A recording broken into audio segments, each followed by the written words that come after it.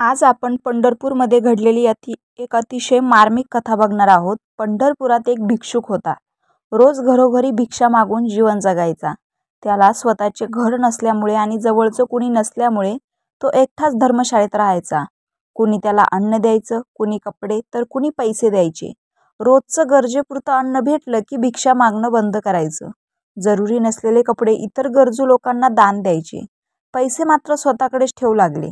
त्याला स्वतःचा असा काही खर्चच नव्हता, त्यामुळे दिलेले पैसे तसेच राहू लागले. हळूहळू त्यात जो आसक्त झाला आणि रोज किती पैसे झाले हे मोजण्यात राहिलेला दिवस घालवू लागला.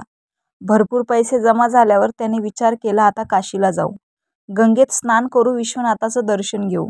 पैसे जमा होते तरी आता वाटेतही तो भिक्षा मागूनच जेवत होता आणि पैसे जमवत होता, कारण आता तो त्या द्रव्याच्या मोहात होता. स्वतःच्या जेवणासाठीही पैसे खर्चायला त्याचं मन तयार होत नव्हतं. इतका तो त्यात गुंतत चालला होता. शेवटी एकदाचा तो गंगेकिनारी पोहोचला. वाटेत कितीतरी गरजू लोक भेटले, कुणी आजारी, कुणी भुकेले, पण यांनी पैसे असूनही कुणाला मदतच केली नाही. फक्त ते जीवापाड सांभाळले पूर्ण प्रवासात. आता स्नान करायला गंगेत उतरायचं तर पैशाची पिशवी कुठे ठेवायची हा प्रश्न आला.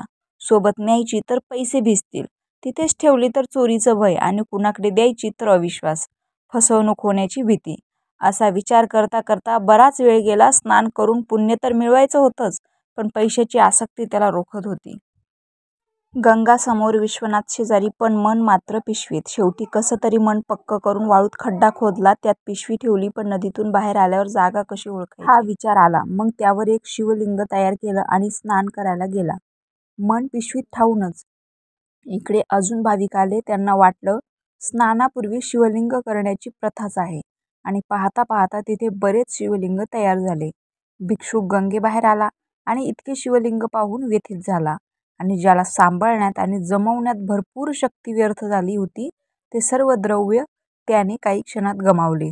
त्याच्या नादात तो गंगा स्नानाचं पुण्यही विसरला आणि काशी विश्वनाथाच्या दर्शनाच्या आनंदालाही मुकला. आपलंही थोडंफार असंच होतं नाही का? आपण आनंद सुखाच्या शोधात निघतो. पैसे कमवण्यात, जास्त वस्तू जमवण्यात, यश प्रसिद्धी वाढवण्यात आनंद मिळेल असं वाटतं, आणि ते आपण करत जातो. जीवापाड मेहनत करतो, यश संपादन करतो. जीवन चांगलं जगण्यासाठी जरुरीच ते. पण ह्या प्रवासात आपण साधनातच गुंतून जातो आणि साध्य समोर असलं तरी त्याचा अनुभव घ्यायला विसरतो. अजाणतेपणाने गरजू लोकांना मदत करायचं विसरतो, आणि एखाद्या क्षणी आपल्यासोबत आपलं कमावलेलं सर्व वाळूखाली दबून नष्ट होतं. इतरांसाठी केलेलं सत्कर्म आणि सत्कार्याचं पिढ्यानपिढ्या लक्षात राहतं.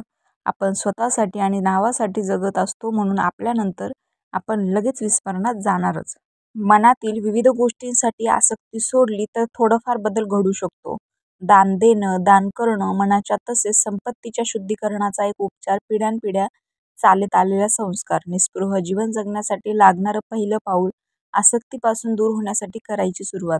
आसक्त आणि गुरफटलेलं आपलं मनच आपल्या अशांत आणि अस्वस्थ करतं.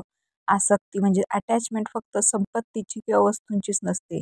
म्हणजे जे काही सामान किंवा पैसे दान करून किंवा त्यातून मन काढून आपण तेवढ्यापुरतं डिटॅच किंवा विरक्त होऊ शकू, हेही एखाद्या वेळी शक्य होईल. पण आपल्याला डीप अटॅचमेंट किंवा तीव्र आसक्ती असते, ती नावाची, प्रसिद्धीची, अपेक्षांची, कौतुकाची, आणि सर्वात खोलवर असते ती मानापानाची. त्यातून निर्माण होणाऱ्या रागलोभाची. हे आपल्याला स्वस्थ राहू देत नाही. ह्या आपल्याला आवडणाऱ्या आणि अडकवणाऱ्या भावनांचं थोडं थोडं जरी दान करता आलं पाहिजे. त्यात गुंतलेलं मन मोकळं करता आलं पाहिजे. त्याची पहिली पायरी आहे अन्नदान. सर्वात सोपं आणि सर्वश्रेष्ठ दान, पण ते क्षणिक सुख देतं, देणाऱ्यालाही आणि घेणाऱ्यालाही. भूक असेपर्यंतच. विद्यादानही उत्तम दान. आपल्याला येत असणाऱ्या गोष्टी, कला, माहिती, विचार इतरांना देणं, त्यांना जीवन जगण्यासाठी, सुधारण्यासाठी मदत होणं, हेही उत्तमच आणि दानाचं सुंदर वळण. हे सुद्धा बऱ्यापैकी जमू शकेल. पण अपेक्षांचं दान, माझ्या मुलांनी माझ्या मनासारखं वागलं पाहिजे, अभ्यासात मला वाटते तशी उंची गाठली पाहिजे, माझं ऐकलंच पाहिजे, सगळ्यांनी मला मान दिलाच पाहिजे, मी केलेल्या कामांची दखल घेतलीच पाहिजे, अशा कितीतरी अशा अपेक्षांचं, मानापानाचं, लोभ प्रलोभनाचं दान करता येणं किती अवघड आहे, पण अशक्य नक्कीच नाही. आपण प्रत्येक क्षणी आपापल्या इच्छेने आणि गतीने हे करू शकतो.